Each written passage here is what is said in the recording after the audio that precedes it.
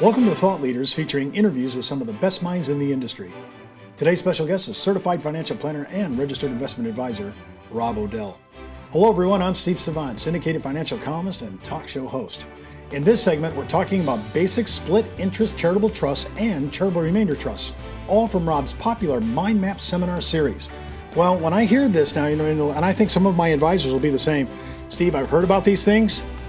Just the thought of split interest and the mechanics, it sounds so sophisticated. And for the high affluent, maybe today you can give us the basics. And is this just for the affluent Americans, or can other people participate in this? It probably upper middle class to affluent Americans benefit by the split interest trust. And a split interest trust basically means there's several parties in this trust instrument. Mm-hmm. Typically there's an income recipient and a remainder recipient. They're really not that complicated when we break it down. So you have an income and remainder, and always remember, my mentor who taught me this, David Holliday, he said the sum of the parts equal the whole. So factors that come into this is term of years of the trust or the age of the income beneficiaries, the 75-20 rate, which is the interest rate that governs the calculation on these trusts for income tax deductions, and the payout rate. This is really what determines what interest belongs to and percentages. So okay, so this let me just walk through, make sure that these three things are mechanics. These are kind of mechanical. The term of years, we can set that on age or time, so that's something you can direct. Correct. Is that the AFR rate? AFR rate. Okay, that's the AFR rate. Okay, so and that's excessively low right now. 1.2. Okay, yes. And then number 3, the payout or annuity, which we actually, if we're selling these products, we already know that. Correct. Okay, so I know all those 3 things going in. Okay, so let's talk about the very first one. The Charitable Remainder Trust, signed into law in 1969 under Section 664 of the Code. There's 2 basic types or flavors of Charitable Remainder Trust. The first, well, before I get to that, let me go into talk about the concept. Here's what happens. A donor makes an irrevocable gift to a trust, a Charitable Remainder Trust. It's irrevocable. Once they make the gift, it's gone. They often become the income beneficiaries, and on that trust document, they select the charity. It could be a donor advised fund, just like we talked about in the last segment. They can then sell the asset, assuming they're putting an appreciated asset in there, no lump sum capital gains tax, and receive an income for the rest of their life. You can get into the weeds a little bit. Whether it's based the taxation on income is based off of what's called a 4-tier accounting system, and they can, as an advisor, you can learn to tax efficiently manage these instruments or the trust to give client advantageous income. At their death, usually it's a second death, if it's a husband and wife or it's a single person at death, the charitable beneficiaries receive whatever's in that trust. Most of the time, it's a public charity, but it can also be a private family foundation. So that's the mechanics. Now, they come in 2 flavors, started this talk about. We have what's called the Charitable Remainder Annuity Trust and the Charitable Remainder Unit Trust. The difference between this is that the annuity trust pays a fixed payment. So you put $1 million in, the payout rate's 10%, they get $100,000 for the remainder of their life. And whatever's left in that trust when they're done, if there's anything left in there, goes to charity. Typically, the Charitable Remainder Trust, or Charitable Remainder Annuity Trust, the CRAT, is good for an older donor because they have less time expectancy. For a younger donor, the Charitable Remainder Unit Trust, it pays a fixed percentage out to the individual if they set it up, and upon their death, it goes to charity. Conceptually, here's what it looks like. You have, this is just an example. In fact, it's someone that we just made a proposal on. Clients in their mid-60s, they gift $1.5 million of low basis stock to the Charitable Remainder Trust. For that, they get an income tax deduction of $315,000. And for the rest of their lives, they will get $90,000 or 6%, whatever that number is. It's revalued on an annual basis. This particular client, she was very, very healthy. They ended up buying life insurance on her to replace the wealth to the heirs outside the estate through an irrevocable life insurance trust. Upon the second death, whatever in here, goes to the family foundation in this specific example. The profile person who would use this is someone who might have a low basis stock, a big holding of low basis stock. They might have unencumbered real estate, investment real estate that they would like to sell and not have depreciation recapture or capital gains, especially with that 3.8 surtax would avoid this. So it's advantageous, tend to be 60 plus just for income tax purposes. Probably makes more sense for people over 60 than under 60. Okay, so you just targeted, you ID'd my age group. What's my net worth or liquidity? What am I looking for there? Very rarely we see one of these done for under $250,000 unless we know there's something down the pipeline years down that there's going to be a sale of a stock that might go public or some other circumstance that just hasn't happened yet. But typically $250,000 is probably the bar of entry for this. Also, they can make multiple contributions to the unit trust. So if we know that they're going to want to maybe give stock over a period of time, the unit trust would be something for them to do. Is this pretty elaborate to set up, or is it pretty straight up? It's pretty straightforward. Most estate planning attorneys can do a charitable remainder trust, something they're probably very familiar with to set up. There's not a lot of work that can be done. We're sitting here with 3 weeks to go before the end of the year. This can be done fairly efficiently. Well, for more information on basic split interest charitable trusts and charitable remainder trusts, just click on the landing page address in the video description. We'll be right back with more with Rob O'Dell.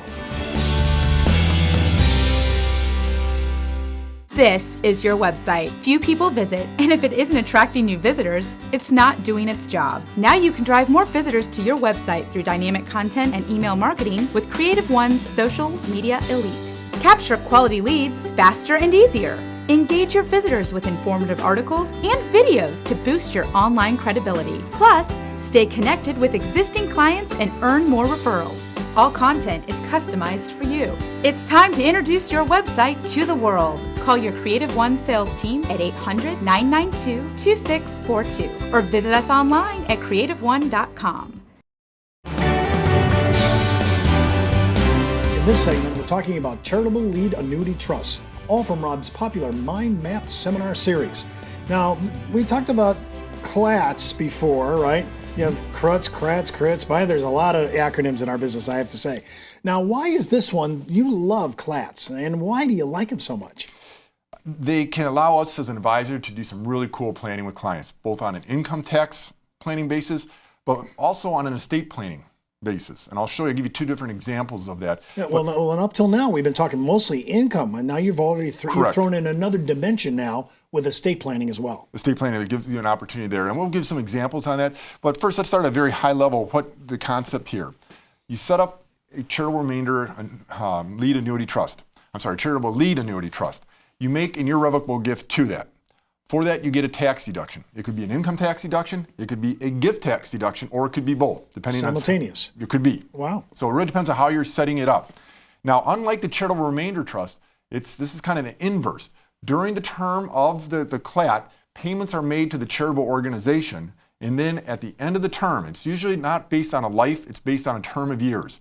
At the end of the term of years, the corpus goes to someone. It could come back to the grantor, it could go to the second generation, but it will go to somewhere, whatever's left in that corpus. So there's some real good opportunity. So I, the client, am making donations into the CLAT. Right.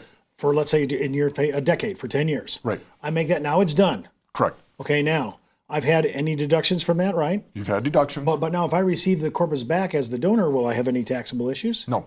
This comes back to where it comes. Because it's a grantor trust. And that what you described there, because that's what we're going to get into, is talk about the grantor CLAT. So I'll give you the tax implications. You get the income tax deduction, just mentioned. Whatever's left in that trust comes back at the end of the term of years. Let me give you a candidate for this. Here we have Steve and Jennifer, mid-60s, last year before retirement. And let's say Steve has a large income, plus he's exercising stock options, and he's going to have a very high income this year, and they're charitably inclined. Well, if they were to give, and let's say they're also giving significant amounts of money to their favorite charitable organizations, this would be a candidate for a grantor CLAT because they want to get the income tax deduction up front. They want to benefit charity over a period of years, but are still not sure if they want to let go of all that money. They would like maybe have someone come back to them just to make sure they get through retirement and their assets survive them. So that's a candidate for this type of planning arrangement.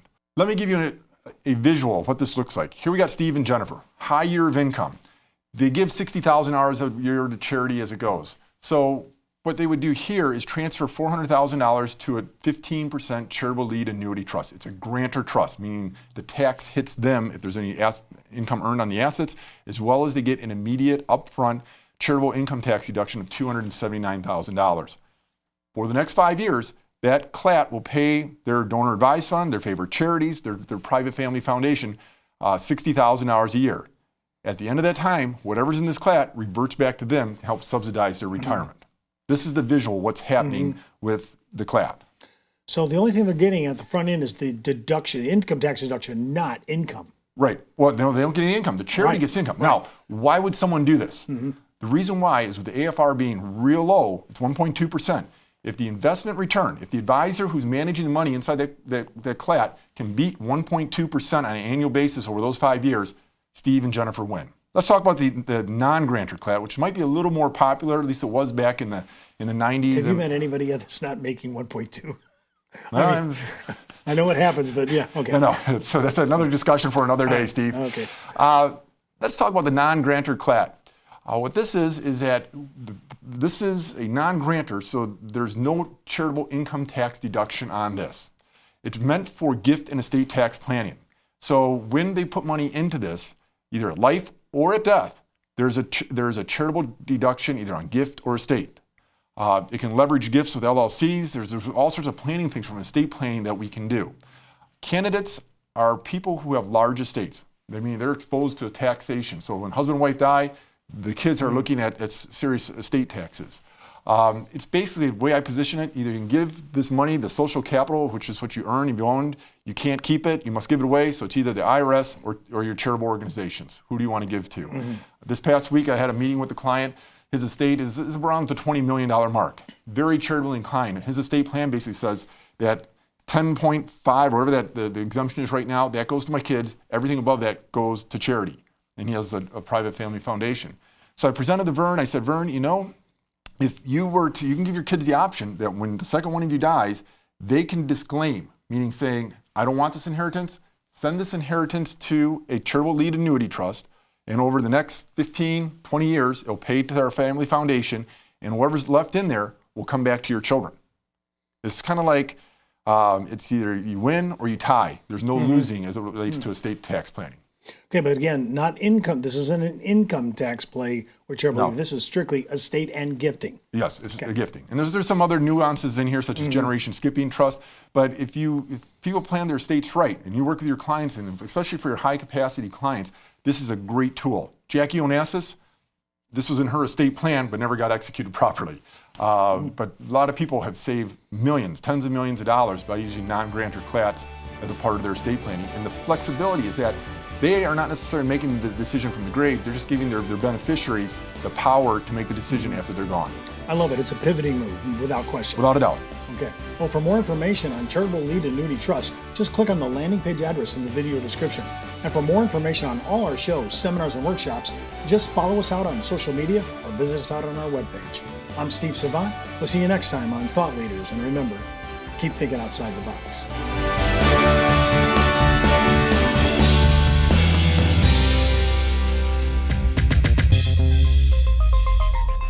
Thank you.